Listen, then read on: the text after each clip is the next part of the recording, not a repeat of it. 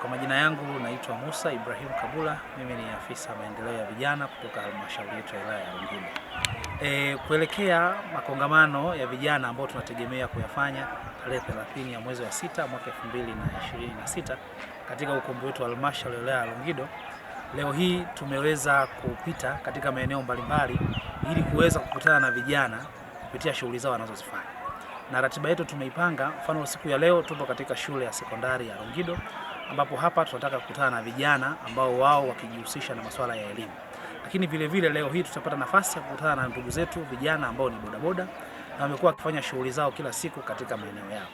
Ratiba yetu itaendelea ratiba kuanzia siku ya leo, siku ya Jumatano, lakini mpaka siku ya tarehe 29.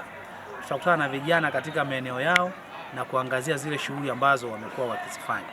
Na hii kupita katika makundi ya vijana tukilenga kuwaalika na kuwataarifu nini ambacho tunakusudia kukifanya katika makongamano haya ya vijana.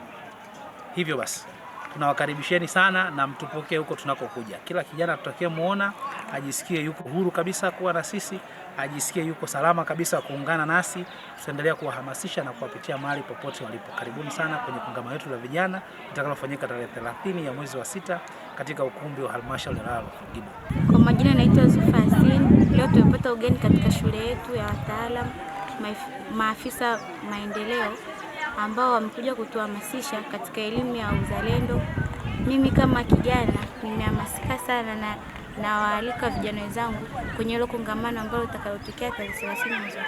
Katika kongamano hilo sisi kama vijana tutatoa maoni yetu, pia tutapokea elimu ambayo itatusaidia katika kujenga taifa letu. Leo nimeungana na afisa vijana ndugu Musa Kabula kuja kuonana na wanafunzi wa shule ya sekondari Longido kwa ajili ya kuhamasisha kuelekea tukio letu hili muhimu la Mwenge wa Uhuru, ambapo tutaanza na kongamano la vijana. Wao wakiwa wanafunzi, tutaenda kuwapa elimu ya uzalendo. Mada ambazo tutafundisha leo ni masuala ya uzalendo, wajue mambo ya uraia, tulipoanzia nchi yetu ya Tanzania na mpaka hapa tulipo na hadi tutakapoenda kufikia 2050. Pia tutaonana na vijana wa bodaboda. Hawa tutawapa elimu ya fursa za kiuchumi zinazotolewa na serikali yetu hii inayoongozwa na Mama Samia Suluhu Hassan.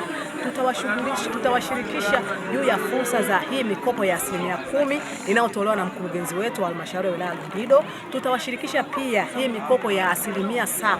Vijana tutawasihi wachangamkie hizi fursa ambazo zinatolewa na serikali ili waweze kujipatia na kujikwamua kiuchumi.